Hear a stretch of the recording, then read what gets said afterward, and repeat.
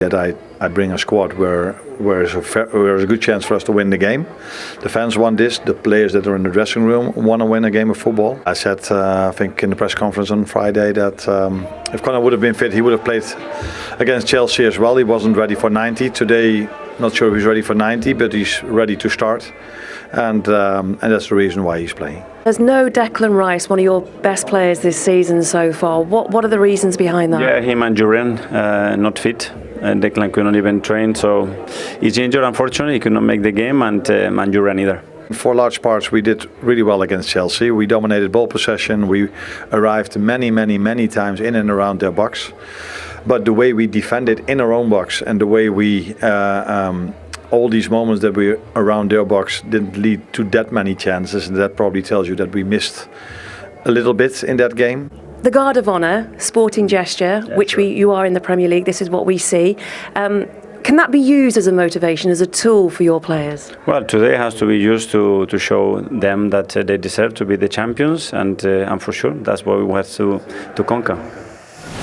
There is a 15-point gap between these sides. Yes, Trent Alexander-Arnold on the bench for Liverpool today, so a chance for Conor Bradley, is it, Jay? I think he's shown more than enough under Jurgen Klopp before and Arne Slot at times this season. And just to play his own natural game. A little bit further No, okay.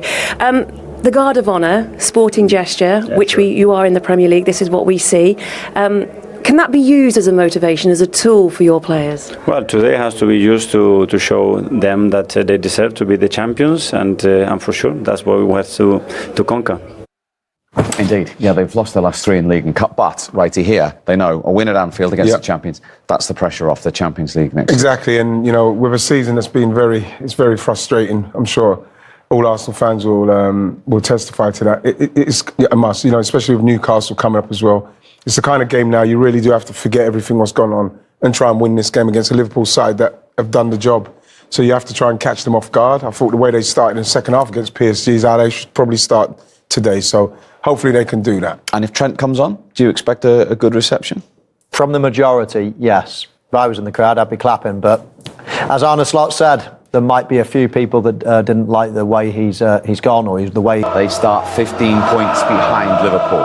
And remember, the Liverpool's big guns are all back from last weekend. Canate, Diaz, Szoboszlai, Robertson, Ravenberg and Bradley all start. Trent Alexander-Arnold's a substitute. For Arsenal, White and Trossard are in from the PSG game. Timber's on the bench. Declan Rice is injured, so he isn't on Merseyside today, so he is not part of that Arsenal team. That, remember, know that if they can win at Anfield for the first time since 2012, when Mikel Arteta started for Arsenal that day, they are guaranteed to be playing in the Champions League next season. Trent Alexander-Arnold, in the week he announced he's leaving Liverpool, starts as a substitute. They have the job done, Liverpool, of course. It is all on Arsenal to see if they can... As we heard how much times he touched the ball. Listen, I know exactly how that boy feels. It's a big lump in your throat. I remember sitting in the players' lounge after playing against Liverpool for Newcastle. Parents, myself, all in floods of tears because I'd just been booed by my own people, and I struggle to comprehend it nowadays. So I as I say, I'm probably the closest person on the planet that knows exactly what it feels like to be in Trent's shoes now. So he'll be mortified. Can you relate to what Michael's saying there, Righty? Well, you know, the thing is that what's very surprising, Steve, is that playing at Liverpool for as many years as I've played there, and the way that they've treated their players, they don't boo them. You know what I mean? If you play well at Liverpool, they clap you off, you get an ovation off the pitch and things like that. At Liverpool, despite finishing with 10 men, they got the 2-2, and they are just 2 points away now from certain Champions League. I tell you what, Righty, it sets up next Sunday when you and I will be in these seats for Arsenal, Newcastle, knowing that if they get over the line, that's it with a game to spare. Yeah, because there was a time, especially in the first half of this one, Steve, where I was very worried about the physical state and the mental state of the team. I mentioned the tough week that they've had. Must be very tough for them then to come into this game. You could see they weren't quite themselves. The amount of spaces that was left, and obviously Liverpool going 2 up. I think at half-time, like I mentioned, he needs to get them going, because this could be embarrassing otherwise.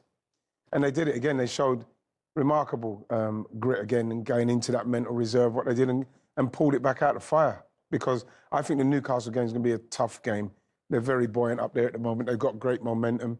It'll be a tough one to go up there and get anything, but going up there now, knowing that you only need a point there maybe, and then you've got Southampton, which we're hoping that they probably beat, it's a lot easier. They do need a little bit of a break in respect to games for me in what they've had to achieve over the last few weeks. So that was a good result in the end, Steve, I think, going to Newcastle, like you say. Yeah, because they are running on empty. We saw Trossard pull his hamstring. Yeah. Marino is obviously now suspended as well for the Newcastle game. It's all hands to the pump just to get over the line. It is, and one of the things that's quite annoying to hear is you don't really hear the manager talking about the injuries too many. Of course, we didn't start the first half well, but at half-time we talked and we just went to the second half with a different mentality, and yeah, we did it. Of course, we wanted to win the game, but we take the point here. It's never easy to come here and play against them. You know, it's 8.5 years since anyone did that from Liverpool at Anfield when there were 2 goals to the good. So well done. But how much did you have to dig deep to get that comeback over the line? I mean, it's never easy to come here and play against this team. We know how hard it is, but we know our qualities as well. We know what we can do. Of course, it's been a difficult week after the game against PSG. We got disappointed, but we have to move on, you know. And we came here with the mentality to win the game. Gabby, how you doing, my friend? Unlucky this week, but fantastic today. I thought you was man of the match for us today. I just wanted to say, Gabby, in respect of your mental, how you feel mentally, going in at 2-0 down and then coming and getting a result in a game. We kind of need the result because of Newcastle. Where did that come from, Gabby? What was said at half-time? Was everybody shouting? What was it like in the dressing room? Legend, you okay? It's always good to talk to you. I love you, my friend. I love you too. You know how it is to play for this football club. We never give up, and this is what we talked at half-time, that we couldn't play the same way that we did in the first half, that we could do better. We just stick together, and we did pretty well in the second half. In the beginning, we just scored the goal, and we just went for it. Nice one. Gabby, it's Mikel Owen here. I've been reliably informed that was your 4th headed goal for Arsenal. Just talk us through your goal. We can have a look at it now. You just managed to pull away from Virgil van Dijk, I think, and obviously find the far corner. Yeah, I mean, I just was speaking to Leo so he could go out, and I tried to stay in between them because they are so tall, and I wouldn't have any chance if I was close to them. So I just tried to be in between, and when the ball was coming, I just thought about putting it in the net. And Gabby, you've now scored more goals against Liverpool than any other team in an Arsenal shirt. And let me tell you this, the legend here scored as many goals as you have at Anfield against Liverpool. So there you go. Dizzy heights. Gabby's a legend. No.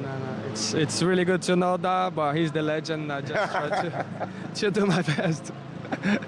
And just quickly, big game now for Newcastle. If you win that, you can relax and you're in the Champions League. Yeah, I mean, we still have 2 games to go. We have to win those 2. We go to the games to win. This is what we need to do. Well done today. Thanks for joining us. Safe trip back, my friend. Thank you, guys. God bless. Take care. That is Mikel Arteta. Mikel, were you happy with the way and the manner in which you came back into this contest? Can you explain why? No, because what we did in the first half, in the first 20 minutes, is nowhere near the level. So to do it after is too late. Yeah, we reacted, great, but the standards in those 20 minutes was unacceptable. What do you put down to that first opening 20 minutes? Can you explain what they are? No? In the dressing room, yeah. But you got a reaction in the second half, at half-time. So what did you say at half-time to your players? It's about action, not reaction. Was it the emotion attached to what happened in midweek? Maybe why your players, you feel, weren't on it in the first 20 minutes or so? Then you don't have to be fighting for trophies, because when you fight for trophies, you might win it, you might lose it, and then it's another one, and that's it. So that's the level that we have to ask ourselves. You know, you just accept things, and in my opinion, not acceptable. Not accepting things, but how hard then? How much weight is on these players to win something, to have that mentality to overcome all of this? It's not to win. It's that you have to be. Nobody can promise that you win. They cannot promise you do what you want, you go in the market. Nobody's going to promise. You're going to have 6-7 people just praying to be in Champions League first and then see we can win a silverware next season. That's it. It's not about that. It's just doing the basics, the simple things that you can dominate. I'm not asking anybody to dribble 2 players, put it in the top corner. Never going to do that.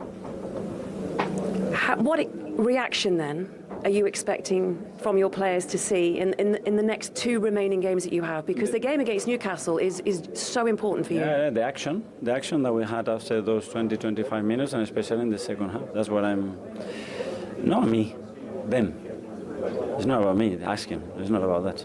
How much more then, if it's not you, how much more can you get out of that group of players because your standards are so high? No, my responsibility. That's when the team plays like this. That's on me. 20 minutes. Yeah, that's on me for sure. Are you suggesting then that the players perhaps aren't at the level that you want them to be at, if it's not down to you? They know me. And it's not about the players. Yeah, it's about we. It's not here players, manager, nothing. Is nobody accepts those standards, and they will have to be nowhere near what we did in the second half. With all respect, with all the things that we have to be in the position that we are in, 15 points. I mean, it hurts. It has to hurt a lot. Regardless of all the excuses, and it's the 6 times we play with 10 men, 6 times this season. And all the injuries, we have half of the team, half of the starters not starting. It doesn't matter. Still, look what we can do when we are there. So that's it. That's the standards. Okay. Okay. No, I've got a couple more to ask, if that's possible. When you say about the standards then, is it about the emotions, how your players deal with it emotionally during a match? No. It's about that we respect the game in a manner that we plan and we have to do. That's it. Well, that was an extremely strong reaction from Mikel Arteta there. 15 points has to hurt, as you do, suggesting the players aren't hurt by it, or? You could see he's obviously had a tough week, and let's face it, he's had a very tough season with what's happening with what people say about him, to win a trophy, trying to win a trophy.